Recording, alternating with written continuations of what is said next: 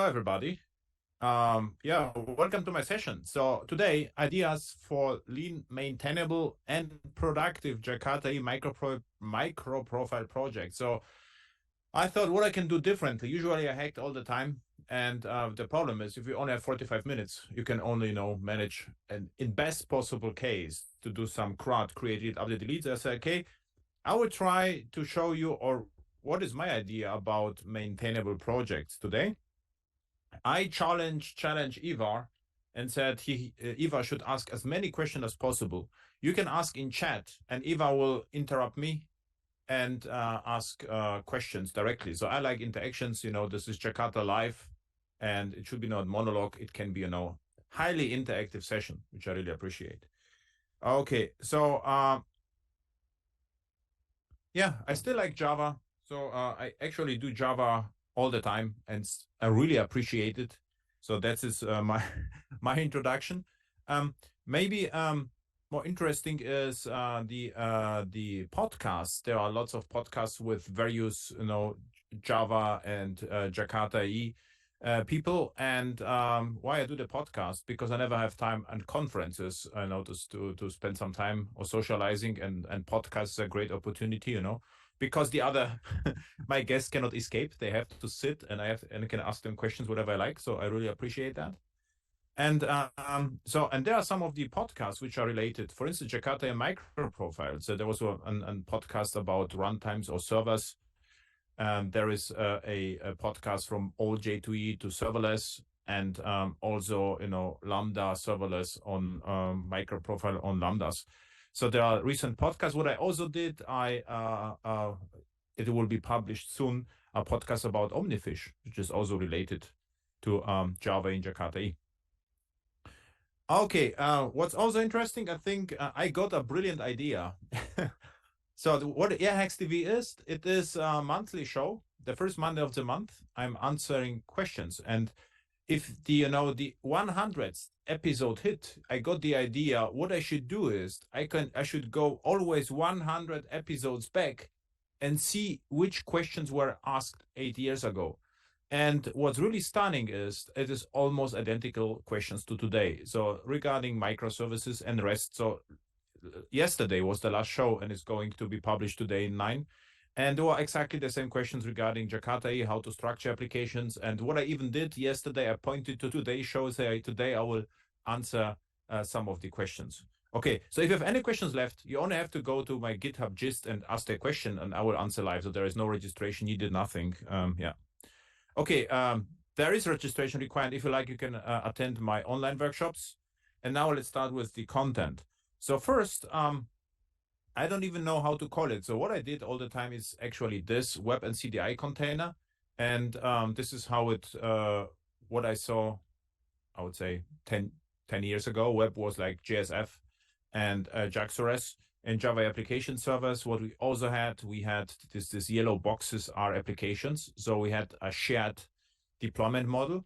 Why this? Because hardware was expensive. So my clients bought big hardware. On this hardware with one application server with lots of applications. So what happened then is, this is actually the model which I still see in the wild. So this is like Pyaras, Whiteflies, Open Liberties. What they are doing is, okay, nice. There is no more separation. There's actually, I optimized it already. I had one slide with web and CDI container. And now we have JAX-RS in CDI container because I have to say, plain servlets or web frameworks, I'm not using them a lot anymore or don't use them. Only rare cases, usually we are exposing with JAX-RS APIs to the outside world. And we use CDI to be more, not even more flexible, rather than to write less code. Because with CDI, you are writing less code than without. And this is the Jakarta EE application servers. So there was another movement to Docker. I remember in the first Jakarta EE Live, I used a Docker a lot. So we used Microprofile runtime and container runtime. By the way, in a podcast with Bruno Borges, we discussed 1 hour long because I always said, I'm enterprise developer, I'm using Jakarta EE servers, and he always referred to runtimes. And then I got, the idea. So what runtime means, we have just, one application and runtime and the application is the same. And application servers is usually, it means we have multiple applications in one server. So this is the difference to me. And what happens in the recent years is something like Quarkus or Helidon or Micronaut. What they are doing is they are optimizing a lot at build time. So there is no more no deployment. So this is actually a huge shift. So for me, no difference, but there is a lot of difference, you know, from the deployment perspective, what happens under the hood. And by the way, you can ask questions at any time. So Eva will stop me and ask questions. Eva, are you actually there or are you sleeping? I almost fell asleep there for a moment. No, I'm just kidding. Oh, okay. So then I have to speak No, louder, right? Or do no, something we do have dancing one or question something. actually, and it is what is the number one Jakarta EE feature that you would like to see in the next version?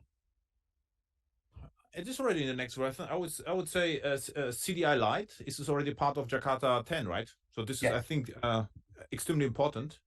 And in the next version, I think the Microprofile 5 is not Jakarta. Oh, either. I consider Jakarta and Microprofile to being the same. I know this is not correct, but most runtime support both. So I would say in metrics scoped registry, which is also part of Microprofile 5. So this would be actually one of my things. The problem with Jakarta EE and Java EE is like the problem, you know, with smartphones. I don't expect, you know, iPhone 15, 16, 17, or 20 be completely different to the current one because it is already nice and perfect, right? We get no larger cameras and whatever, but there will be no revolution. And this is exactly the same with CDI. We can inject, you know, whatever we like, whenever, wherever we like. So what we can innovate, right? So perfect. Any other questions, Eva? Not at the moment, but please do ask them in the chat. So I Yeah, have something chat. for Adam. You have 620 people in the chat, so at least no one has to ask questions. Okay. Now serverless mode is actually exactly the same, but we are using AWS Lambda or Azure functions.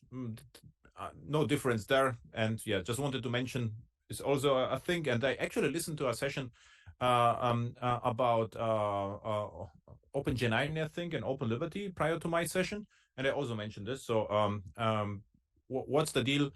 I would say the main difference is the serverless runtime are even more like Java EE servers were before, because you're only shipping, you know, you are not even shipping JDK. You only say, I would like to have Java 11 or Java 17.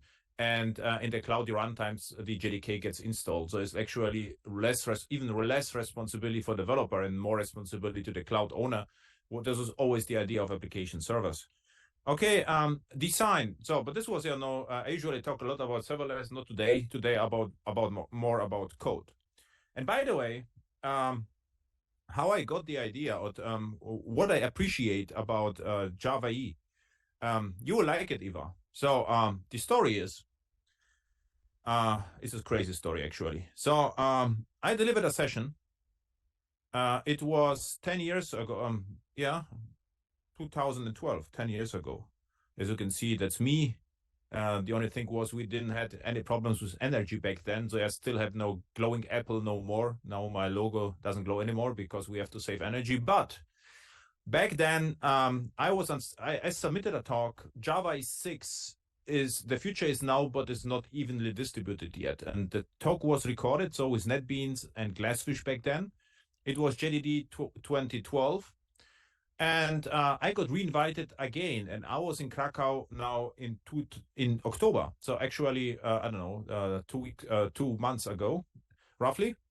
And what I did is I found the old code, and I said, okay, we will discuss what's different to now. So what if we pick, you know, the old code, which I you know preached back then? This is the future, and was it a future? Did it survive 10 years? And the surprising thing is, actually, I got so many questions at the conference I couldn't actually code a lot, but I did it afterwards, which is good for you because I recorded the migration. So what I did is I picked the old Java E code and migrated it as an AWS serverless Lambda. And you can see, and it took, I don't know, 10 minutes. So what I really would like to keep in Java E is the stability. So what's cool about Java E is that all the APIs, they remain stable. And you know, I did Java E all the time, and in all other projects, you know, they picked the framework of the day and they migrated a lot. So I would say I'm less interested in migration. and more in solving problems. And this is what actually the Jakarta EE has to keep doing. So if we change, CDI, it has to be backward compatible, even if it works better behind the scenes. There is no reason, to break, everything on just because we can. Okay, this was a nice story, I think, because it's unique. And it was like an accident that I found the talk was recorded. I had the source code, and it was like a nice document 10 years after. Was it a future or not? And it was. So actually, if you would implement a Java 6 applications, you can run it on Jakarta EE 10 with minor changes, and the code was still more than up to date. If you like, watch the session. It is fairly popular. It was actually a interesting story. Okay, so how to start a project. And what I did, I watched my recent projects, and what you did, domain first. So what I will do is just, hack POJOs first. They can have public attributes, doesn't matter. So the first idea is not to write very simple code. Why this? Why it doesn't matter? Because it will change anyway afterwards, right? So write simple code. Then the next one, forget about reactive programming. We get Project Loom, so you will see in a subsequent slides. So for, you don't have to write crazy code just to be scalable. If you like, write nice code, which is reactive, I think what you can do is you can have, you can write code for reactive resources like Kafka, Pulsar, or something or similar. But there is no need, to write reactive code to have an HTTP call, right? It's just crazy. So what I also did a lot, but I was always, like a little bit an alien or a stranger at conferences, because I always said what I really appreciate in Jakarta EE are the, single dependency, the API, no third-party dependency. And this actually saved us recent years several times my projects, because we had no security issues. The cool story is, if there was no Log4j, no external libraries, then, and this is actually the serverless idea, right? Then you can just focus on writing business logic, and you don't have to care whether your dependencies have problems or not, because usually, if we use, back then Glassfish, then we bought support from Sun Microsystems, or even earlier from BA WebLogic, and they were responsible, to patch the or Payara to patch the servers. And by the way, serverless can also mean Payara, because there is a Payara cloud in the cloud. So you just, push the war, and you don't have to care about the server. So it's actually serverless Payara server, right? So no nice to have design patterns. So what I also see a lot in projects, developers are starting with factories and whatever they can. They will like, or even, if you start with CDI, there is no need to start with qualifiers. Just use add inject and just write as simple as code as possible. Whatever you can remove, you should remove. And the nice story is, then you don't have to be an expert, to write decent applications. And every developer is welcome, regardless whether she or he is, expert or not. Everyone will understand the code. And this is what I appreciate actually in Java the most. The Java programming language is that the Java programming language is predictable. I think it's really hard to write code which is magic. I mean, if you just if you have to use reflection a lot, to achieve that. But I mean, Java is like language without surprises, I would say. So use the platform. So what it means to me is first define the platform, right? So if I'm building command line client, so the platform is Java SE, just that. If I'm writing, Java EE server, I have the platform becomes Java SE and Jakarta EE and Microprofile, and I ignore everything else. And if I go to the cloud, my platform is the cloud, and this has to be clearly defined. So also, I don't know how to call it. Know your enemy, right? And I wanted to create a slide, but it is really hard to how to explain. Eva, how long are you hacking Java already? You started with Java 1, I think, right? Or 1.0 or 1.1? Eva, are you sleeping? The Eva I'm not sleeping. I'm never sleeping. I couldn't sleep through your session.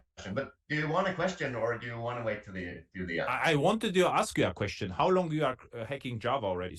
When you started with Java, JDK 1.1? I started writing my first Hello World in, I think it was back in 97. Okay, it was 1.1. Yes. So what I wanted to say, whether you remember, at the beginning of Java, there was a huge, everyone was afraid, of being depending on relational databases, because everyone believed we get object-oriented XML database or whatever. And what the enemy were the vendors, right? So we always wanted to be decoupled from the concrete implementation. This was the major fear of the early Java design, Don't be depending on the database. Always go through JDBC, and not even JDBC, because JDBC can change it at any point of time. So when you need a DAOs, data access object, to make JDBC replaceable. So this was, the enemy was the concrete vendor implementation. I don't know what it was in your project. In my was extreme. So we evaluated different databases because back then, 1997 until 2000, everyone was pretty sure that the relational databases won't survive because we get object-oriented or XML database or whatever. Was also your perception back then? You remember this? Yes, I remember. Every project we were participating in, we created our own kind of ORM mapping.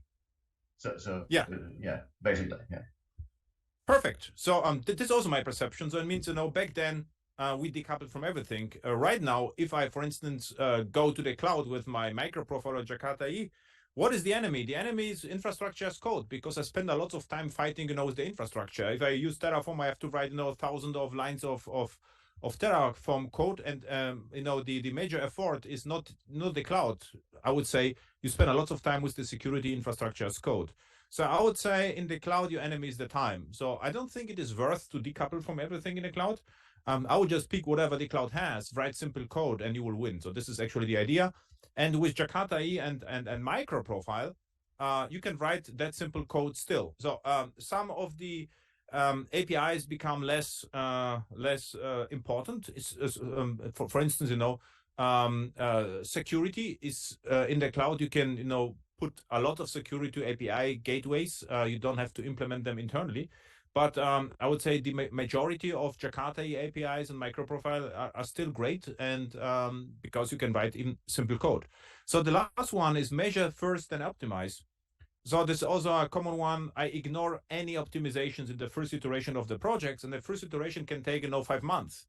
But you have still measure whether it is fast enough. But if something is fast enough, I would say any optimization is forbidden. So this is my and because you spend time optimizing, and this is just I would say a simple code is more important than highly optimized code, which save you, I don't know, 5%. This, it really doesn't matter. It doesn't have to be orders of magnitude slower or faster.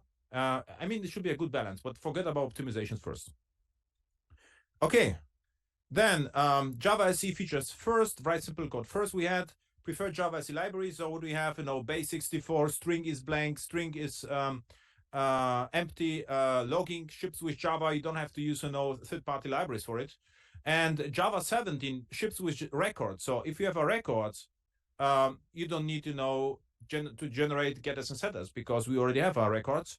And Java 19 and plus is going to be really great, and is getting even better with the switch patterns and deconstruction, which is called differently in Java. See, I forgot the name, but in JavaScript it's called deconstruction. And Project Loom will also change lots of runtimes. We already have Helidon Nima, which uses virtual threads behind the scenes. So what it means is we can write simple code, and scale indefinitely. So we have millions of threads in a runtime. Okay, architecture tips. So again, you should interrupt me and say it's not true. So and we can have discussion. But if there are no questions in the chat, which is a pity, so we start with architecture. So keep it simple and stupid, and you aren't gonna need it. So there are the two most important, principles in software architecture. So question everything and ask, do we really need it? Then the next one, don't distribute. So I never understood, the idea of microservices. And I would say more recently, I saw lots of talks, monolithic and whatever. I said, okay, I mean, it was crystal clear that microservices don't solve any problems, except, you have the problems, but not like if you're implementing microservices, your application will run better. This is just, if you have problems, you can, microservices can be a solution to the problem. So don't distribute. So I try, to implement a monolith, and it works really good because it's simple. So there is no distribution. There are no distributed transactions. We don't even need to know long-running actions for Microprofile. No Zaga patterns. It's just a monolith. Of course, you cannot build a huge system as a monolith. So then it's the challenge to split the monolith to multiple applications, because you have multiple teams. But if you can, just go with monolith. And by the way, I also built several Lambda functions, so with hundreds of classes, and they were crazy fast. So I would say Java is really fast, so you don't have to create something with one class and be afraid of the performance. Is that what you call monolithic lambda?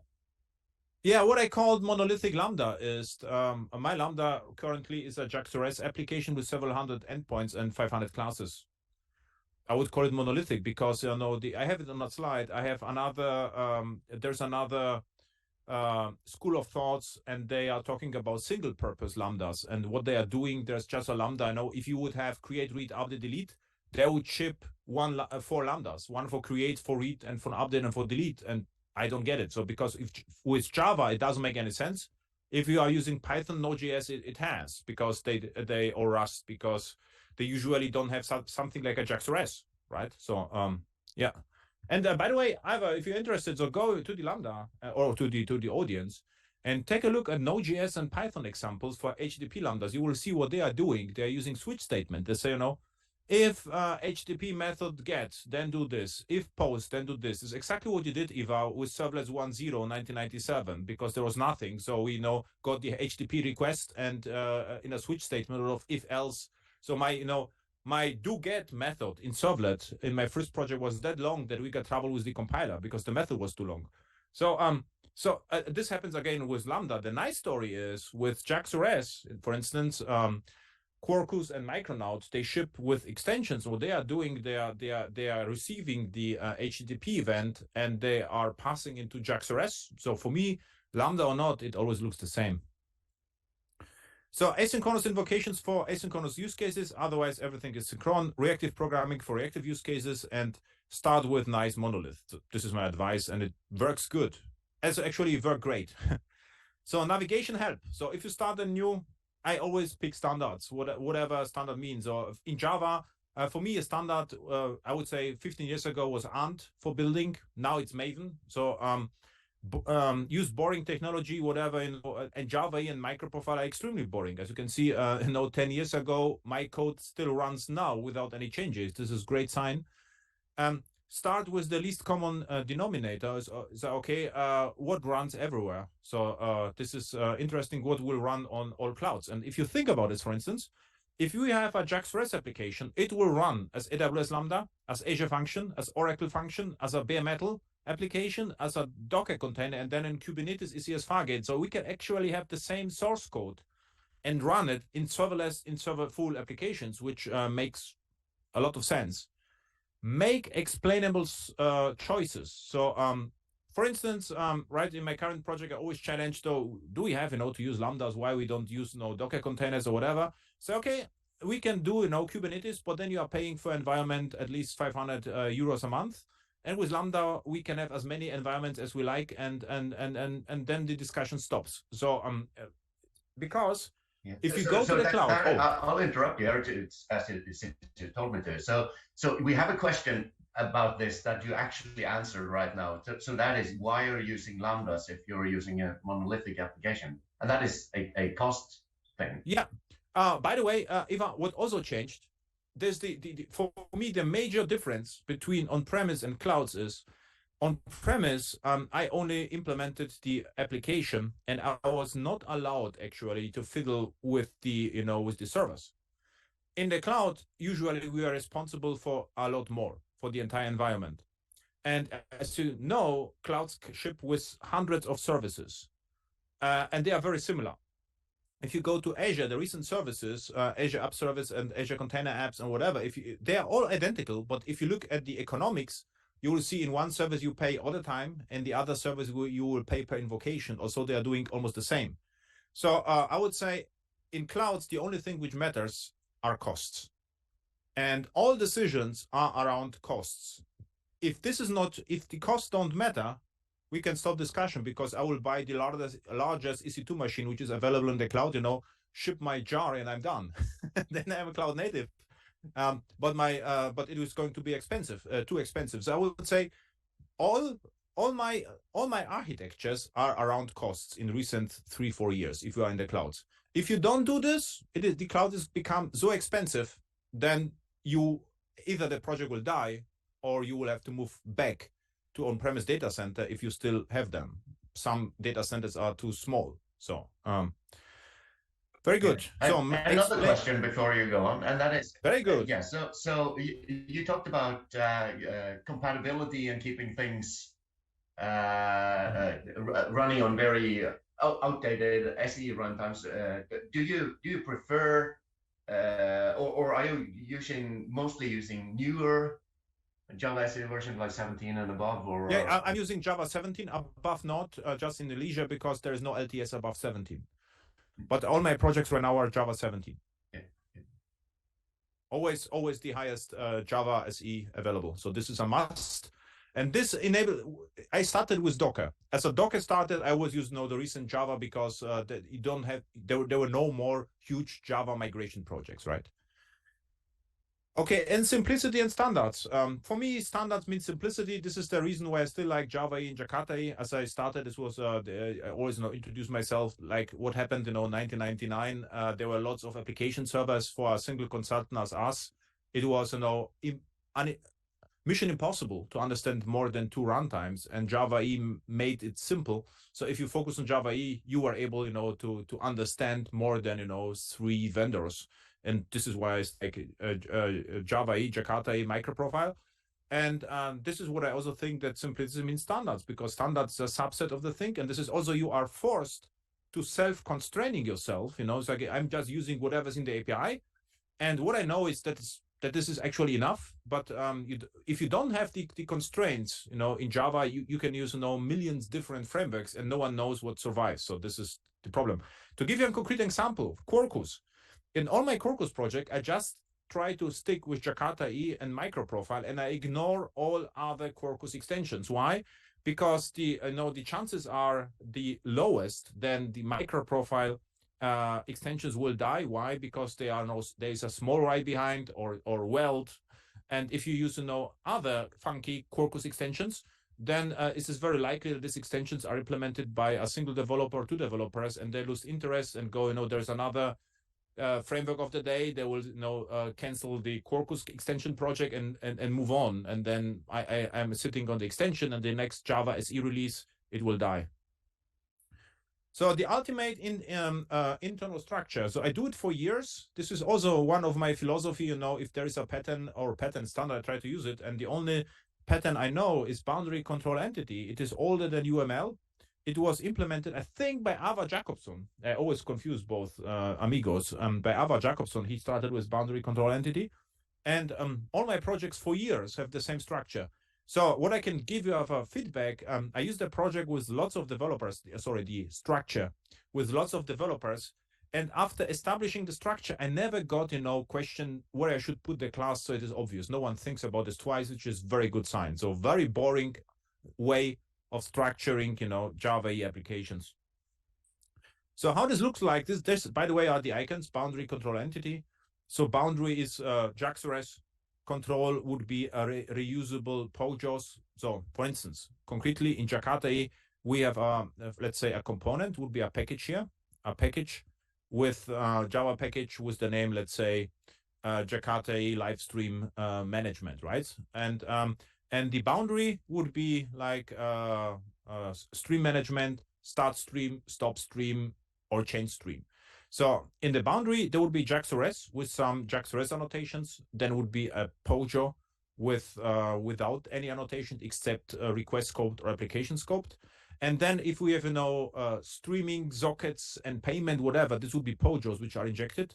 And entity are Java classes with state. They don't have to be persistent, but they can be persistent. For instance, on premise, I always try to use JPA because it's great. Why? Because the database was there. In the cloud, if I have to, to set up the database, I'm no more interested. So there is no database because the relational database in the cloud are expensive. If you need a backup, they are twice as expensive or failover.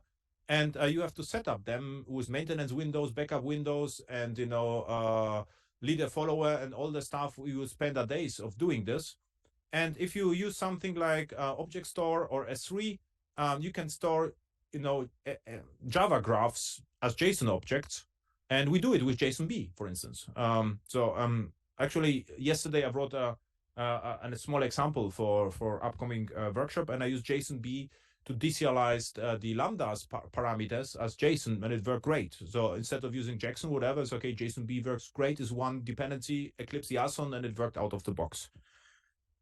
Okay, so this is how it looks. My monolith looks internally. So there are packages, and I get to know, even yesterday I got a question about that, and the semantics are the following. So the dependency direction is from boundary control entity, never from E to C to B, always BCE. The cool story is it is sorted also nicely in the IDE, so boundary control entity. And the packages are built according to a principle called high cohesion minimal coupling, means whatever is in the package, it belongs together, but the package should not, communicate too much with each other, because they are communicating, but the relation the ratio is interesting. So whatever, there should be more communication inside than between packages. And between packages, boundary to boundary, is suspicious. I would say boundary to control is fine. Boundary to entity is okay, but we better boundary control to entity. And you can have a package with control entity. It means this is a package without JAX or S, so without external or WebSockets, without external interface or API. It can be just control an entity. You can have a package just with entities. This is less common, but it would mean this is just I'm just gathering entities for. I always point to the book, and there are no questions left. So okay, if you're not happy, with the names, we can write another book or find another book, and we'll pick the names, but it's good enough. Okay, build. So Maven is a good starting point. Of course, you could use Gradle. What I can tell you, Java EE Maven works great. With Maven, it is the fastest build, because we don't need any plugins. Important, Maven is not CI/CD. So what my Maven just does, it creates a jar. Right now, a few years ago, a war. There are no dependency, and there are no plugins. So I don't need any plugins, because I just need a jar. Of course, for Azure functions, I need a Maven plugin, and Quarkus, I need extension. But this is, maybe we have one plugin and not much more.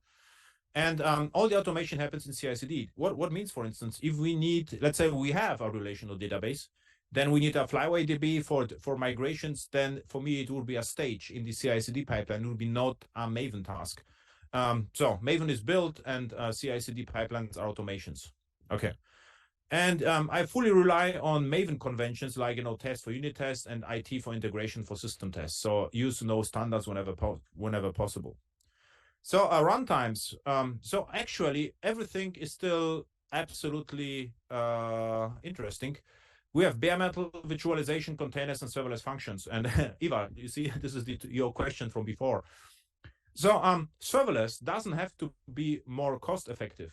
One trick in all clouds, if you use serverless for enterprise applications, it is usually the cheapest way of running the systems. But if you use serverless, you are not using machines. So you are say, I just need RAM and I need CPU. The problem is you cannot buy the machines in advance. So sometimes it is cheaper to buy machines, in 3 years in advance, and then run a Fargate or any other container orchestrator on it. But in most cases, I would say serverless is the cheapest way and the most modern way of running things, and the most secure way, at least politically, secure, because the cloud provider takes the responsibilities of patching the operating system, patching the JDK. So your only responsibility is to create a zip and ship it and push it. Okay, and I have countless screencasts about this live deployment as Lambda, so I don't like to repeat it right now. I just will focus now on the meat, on the summary. So serverless with Java, everything is available, and what we use is really depends on the cloud provider service. So mostly right now I'm using just this stock JVM. Why? Because GraalVM optimizes only once, and the hotspot optimizes the entire time. So over time you will save money. But with GraalVM, you get faster startup, cold start, which is also minimized by crack. So recently there was crack is I cannot remember the acronym. This is resource at crack, forgot it. restore at checkpoint, on coordinated restore at checkpoint. Correct. Coordinated restore at checkpoint. And what it does, it freezes the state of the JVM on disk and then restores it very quickly, which is perfect for serverless. And GraalVM just starts quickly, Crack just restores and goes to sleep quickly. And you can use everything. So what I'm doing, I'm using this JIT, and I will use a crack called SnapStart on AWS, for instance, right now. And Microprofile and Jakarta EE just running on everything happily, so it doesn't matter. And also great innovation, CDI Lite. This is actually the idea that that you can optimize at build time and not at deploy time. Also crazy idea and nice idea, Payara Cloud. What they are running, they're running Payara in a cluster for you. So you ship a war and they care about your war. It's also serverless, but complete different, actually different approach, but it's interesting. Test. Okay, so system test first. In most enterprise project, everyone starts with unit tests, and the only reason what I see is because with unit tests you get nice code coverage statistics, which management cares about. But just caring about unit tests is like building a airplane and just caring about the radio buttons in the cabin and never flying it. So what we do is we establish Maven build the pipeline, system test first. And because at the beginning, there's almost no business logic, we are happy that we hit the endpoint and see that something happens. So we deploy our code, and we would like to see, that the entire pipeline is running. So system test first, then torture test. I will see how the system behaves under load. And then after a few iterations, you get more and more business logic, and then we write unit tests. So, my approach is completely different what you read in books or articles where test-driven development with unit tests. I would say at the beginning there is no logic. You're just exposing the entities via JAX2RES, and you are happy that the DNS is set up, certificates are running, security groups are open. So this is actually the main concern at the beginning. Now, you can save a lot of time using Microprofile REST client for testing. So what you can do, you can inject Java interfaces, Microprofile REST interfaces, and call them. And the cool story is what you get then a tested microservice client for free. If you used REST Assured or any other framework, you cannot reuse anything. So you're just writing, your end-to-end tests just for the sake of testing. With Microprofile REST client, you get high quality microprofile clients which are reusable. You can give your tests to another project, and they can reuse your system tests as the official microservice client. So we do it a lot. Copy and paste from JAX2RES resources to Microprofile REST client. So an example, so a very simplistic JAX2RES resource. By the way, this is from my GitHub project. This is later in the references from AWS Lambda. Actually, it looks like this. And this is just a copy. This is the Microprofile REST client. As you can see, it's a copy of this resource. And in my system tests, and then I can inject with Quarkus test. Let's say there's an example. Use Quarkus test. I can inject this greetings resource and just test my endpoint. And the cool story is this is the environment entry. And the environment entry can be overridden in the pipeline. So in the pipeline, I know my DNS name, so it is overridden, and I'm calling the external endpoint. So this all my projects looks identical, regardless of environment. So we can reuse the interfaces. And another trick is if you put this greetings resource, Microprofile REST client, to source main Java, you can actually build Maven clean package or deploy the system tests, and you will create a jar with all your interfaces, and this is becomes your official Microprofile REST client. And by the way, I use the same interfaces for stress tests as well. Okay, so what happens then? It really depends on the project, but sometimes we build on the Microprofile REST client interfaces, so we create a nicer way with builder patterns, whatever, to test the project and save even more time. Exactly. So this is the sessions 10 years after from Java EE6 to Quarkus, and they are the projects. And we have 5 minutes left, so you can ask me questions, or I'll show you my old project. So Ivar, if you have questions, now it's time to ask. Yeah, so I don't see any questions coming in right now. Do you have a question that they should ask you? No, I think whatever I said is no self-evident. So I would say Yeah, of course. there should be no questions left. This was just no. That's the spirit. Yeah, this is an 11 years old project. So I already migrated it to Quarkus. It was like the hit statistic for my blog, and if you take a look at this, this is the boundary control entity hits. So there is a hits counter country entity. This is how it looks like. Imports. It is on GitHub.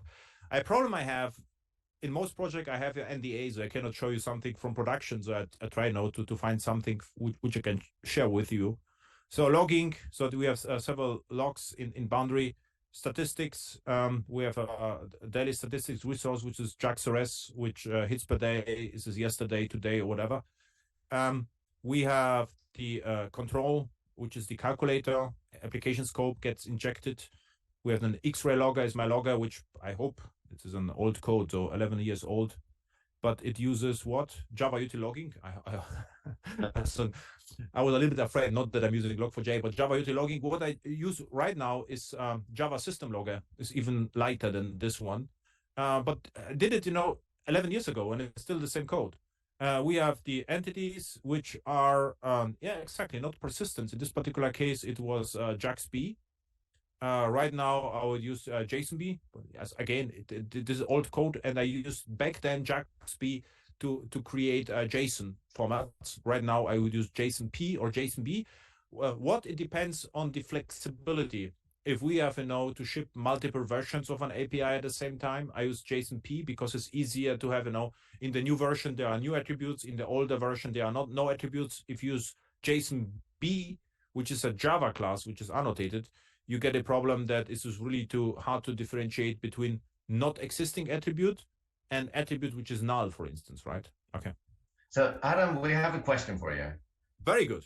Yes, and that is, what is your opinion on JSF or Jakarta Faces in your project? I would say with something like prime faces, still highly productive. So it is a little bit out of fashion, but you can be very productive and you can ship very quickly with JSF. The only problem is if you are in the cloud, JSF is stateful, so you should be able to configure the load balancer properly, because you always with the session ID you should hit the same node. If you are on Fargate or container applications, you can absolutely do this. In Lambda is harder. I think it is not with Lambda you cannot do this, and this is cost again. With JSF you will probably need a server which runs the entire time, so you will have to pay the entire time for JSF. On premises, lesser problem, right? And but we had the discussion a lot because JSF is a server-centric framework. So what it means is with data binding. So it is really easy to have forms, complex forms with validation with JSF. JSF is less suited for offline apps, of course. And with web components, for instance, you can build offline apps, but if you have complex forms, you will have to validate twice in front end and in back end. So this is my opinion about JSF. So Arjan chimed in that Faces actually has a stateless mode as well. So you can of course, Arjan Times, I guess, right? Yeah. Yes. Yeah, of course. Hi, Arjan. Yeah. So and there is another thing. Have you ever brought in Jews rather than CDI, or what's your take on Jews versus CDI? I'm not sure Jews is ever even maintained anymore, but yeah, I used a Juice. I took a look at Juice at the beginning. I never liked that, and the reason is Juice didn't support convention over configuration. As I remember, with Juice, you always had to do like interface bind to impl, and this is what I say. Okay, I'm too lazy for it. If you use weld or whatever we had, you only had to say add inject an interface, and there's one single impl it worked. With Juice, I have to explicitly say, Ira, any other questions? Because I'm running out of time, I think. Yeah, you are. So there are some other questions, but I think they are probably better suited to one of the sessions that are coming later. Okay, but I want, but this is my only session, hopefully. Yes, it's your own. Okay, I was sweating already, so I know that I have more sessions. You're online in 15 minutes with the next sessions. Yeah. Okay. No, don't worry. This is your final sessions. It is. Okay, very good. So my policies